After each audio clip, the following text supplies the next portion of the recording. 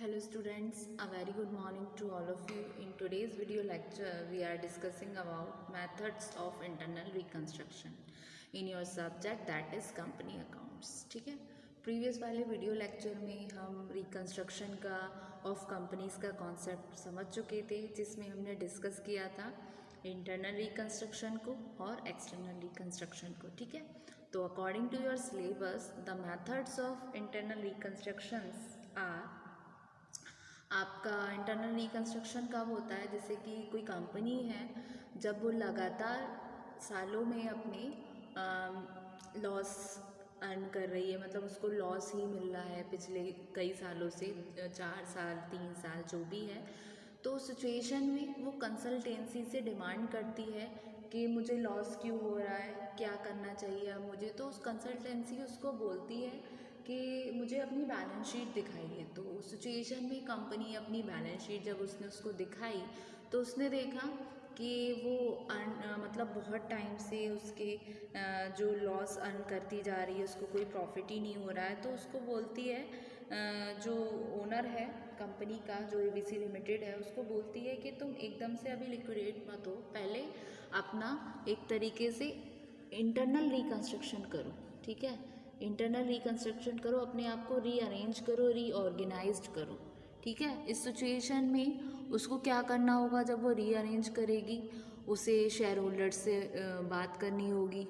ठीक है, अपने के शेयर होल्डर्स अपने कुछ पोर्शन उसको गिव अप कर दें, मतलब कुछ पोर्शन का उसको रिलीफ दे दें, जितना उनका रेट ऑफ डिविडेंड है उतना ना लेकर उससे कुछ कम लें. ठीक है, इस तरीके से वो उनसे नेगोशिएट करेगी. तो उसके रिगार्डिंग क्या मेथड्स होते हैं इंटरनल रिकन्स्ट्रक्शन के? सबसे पहला है आपका ऑल्ट्रेशन ऑफ शेयर कैपिटल, जिसके आपके 3 टाइप्स होते हैं. फिर है आपका variation of shareholders right, then है आपका reduction in share capital, compromise और arrangement, and the last one is surrender of shares. ठीक है, तो हम बात करेंगे इसके बारे में कि ऑल्ट्रेशन ऑफ शेयर कैपिटल क्या है. सेक्शन 61 टू 64 कंपनीज एक्ट 2013 डील करता है ऑल्टरनेशन ऑफ शेयर कैपिटल. ये फॉर्म में ली जा सकती है फ्रेश ऑफ न्यू शेयर्स, या कन्वर्जन करें आप फुली पेड शेयर्स को किसके साथ? स्टॉक के साथ, जिसमें आप कैंसिलेशन कर सकते हैं अनइशूड कैपिटल का, कंसोलिडेशन कर सकते हैं शेयर्स का. ठीक है, और कन्वर्जन कर सकते हैं शेयर को स्टॉक में. ठीक है, और एंड वाइस वर्सा, और बाद में सब डिवीज़न कर सकते हैं शेयर्स का. फिर आता है variation of shareholders right. कैसे वेरिएशन कैसे आएगा? एक तो उनका रेट ऑफ डिविडेंड में जैसे चेंज है, जैसे 12% के हिसाब से था तो उससे कम हो गया, जो भी है, तो रेट ऑफ डिविडेंड में चेंज आया. फिर आपका टाइप ऑफ शेयर्स, के शेयर्स का टाइप. ठीक है, कन्वर्जन हुआ जब शेयर्स को, चाहे वो स्टॉक में हो गया या वाइस वर्जन. ठीक है, इस तरीके से. फिर आता है आपका reduction in share capital. Reduction in share capital आपके 2 तरीके से होता है. एक तो only paid up value. Paid up value क्या होती है? How much paid against the shares. ठीक है, और फेस वैल्यू, जैसे कि कोई इक्विटी शेयर्स है 10 रुपीज़ का, तो 10 रुपये क्या हो गए? वो उसकी फेस वैल्यू हो गई. ठीक है, तो both face and paid up value. फिर एक होता है इसका कॉम्प्रोमाइज़ और अरेंजमेंट, जहाँ पर कॉम्प्रोमाइज़ किया या अरेंजमेंट किया. फिर नेक्स्ट आता है आपका सरेंडर ऑफ शेयर्स, मतलब शेयर को सरेंडर किया. ठीक है, तो ये तो थे आपके मेथड्स ऑफ इंटरनल रिकन्स्ट्रक्शन. अब हम डिस्कस करते हैं कि एंट्रीज क्या क्या होती हैं आपकी बुक्स में जब हम करते हैं इंटरनल रिकन्स्ट्रक्शन. ठीक है, तो इंटरनल रिकन्स्ट्रक्शन के रिगार्डिंग हम एंट्रीज देखते हैं. सबसे पहली कंडीशन क्या है? जब कोई अनकॉल्ड अमाउंट कैंसल्ड हो गई, या फिर जो आपकी पेड अप कैपिटल है वो अफेक्टेड नहीं होती पार्टली पेड अप शेयर से, तो ये बन जाते हैं आपके फुली पेड अप शेयर. इस केस में कोई एंट्री नहीं होगी इन द बुक्स में, मतलब ये रिक्वायरमेंट नहीं है. लेकिन बाय द वे जो फॉलोइंग एंट्री कैसे पास होगी वो इस तरीके से होगी आपकी. शेयर कैपिटल अकाउंट डेबिट, जो आपका पार्टली पेड है, टू शेयर कैपिटल अकाउंट, जो आपका फुली पेड है. ठीक है, फिर सेकंड, जब आप रिटर्न करोगे कुछ पोर्शन पेड अप कैपिटल का शेयर होल्डर्स को, तो क्या एंट्री बनेगी आपकी? Simple share capital account debit to sundry share holders account.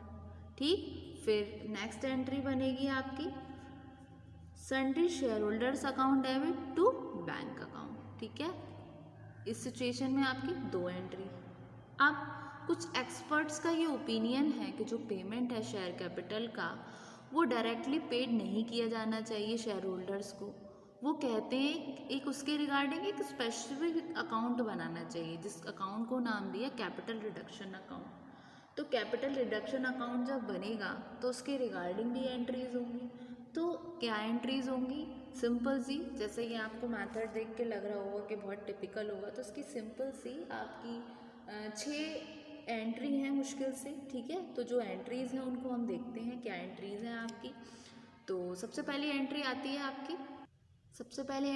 है आपकी when face value of shares is reduce, जहाँ पर फेस वैल्यू जो है शेयर की रिड्यूस हो जाती है। इसमें सिंपल सा एक रूल चलेगा आपके लॉ का, इसका जो कंपनी का जो रूल है सिंपल सा, कि जब एसेट्स इंक्रीज होंगे तब हम उनको डेबिट करेंगे। ठीक है, if assets increases then debit them, और if assets decreases then credit them.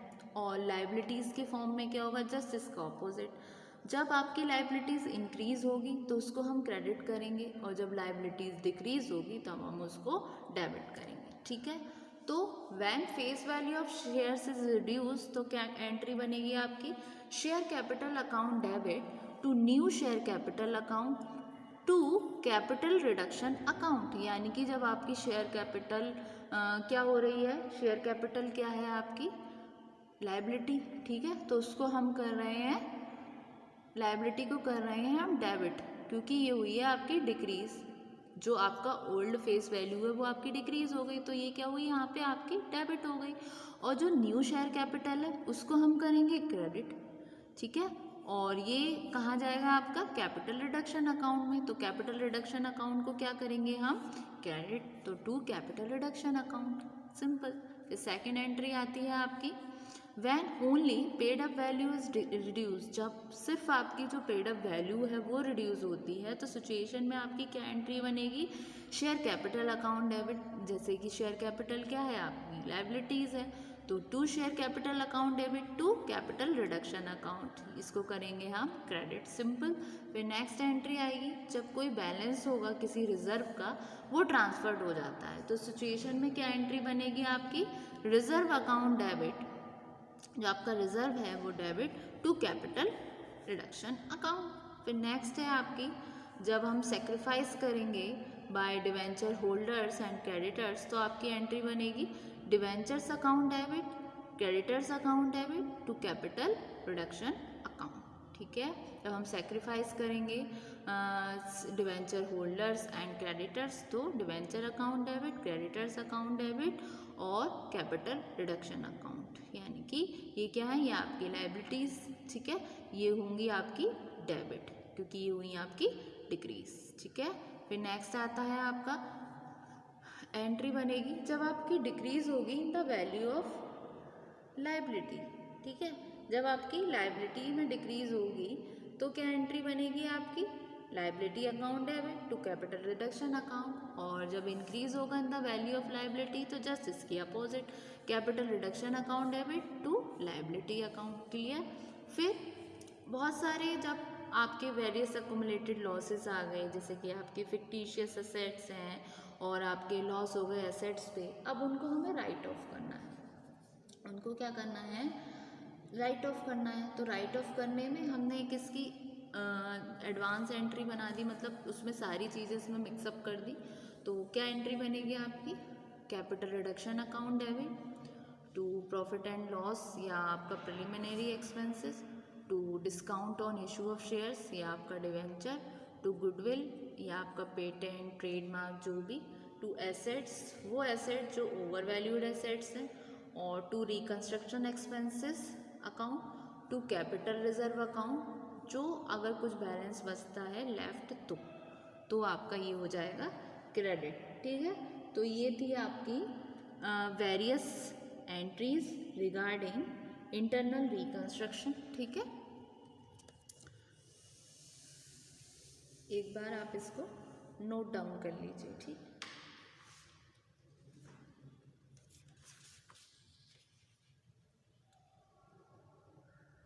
ये रहे आपके मेथड्स ऑफ इंटरनल कंस्ट्रक्शन। सबसे पहले ऑल्टरेशन ऑफ शेयर कैपिटल, फिर variation of shareholders right, reduction in share capital, compromise और अरेंजमेंट, सरेंडर ऑफ शेयर्स, और इसमें ऑल्टरेशन ऑफ शेयर कैपिटल में sub division of shares, consolidations of shares, conversion shares to stock and vice versa, variation of shares holders right में rate of dividend, types of shares, reduction in share capital में only paid up value, both face and paid up value, और आपका ये इसमें compromise और arrangement और surrender of shares। ठीक है, एंट्रीज क्या हैं आपकी बुक्स में ये देखिए।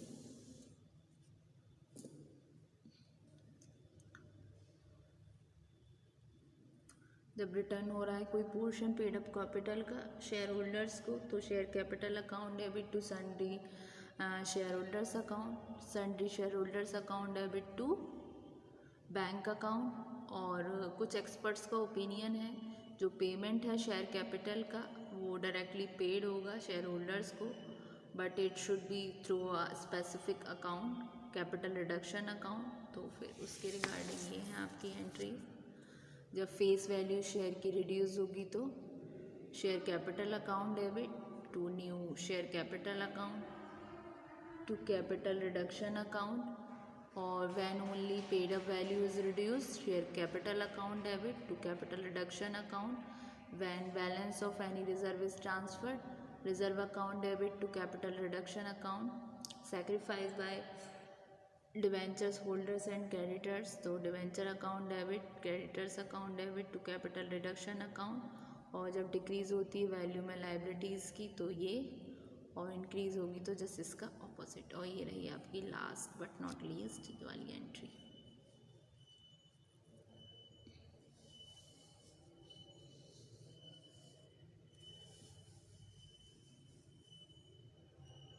Thank you so much student.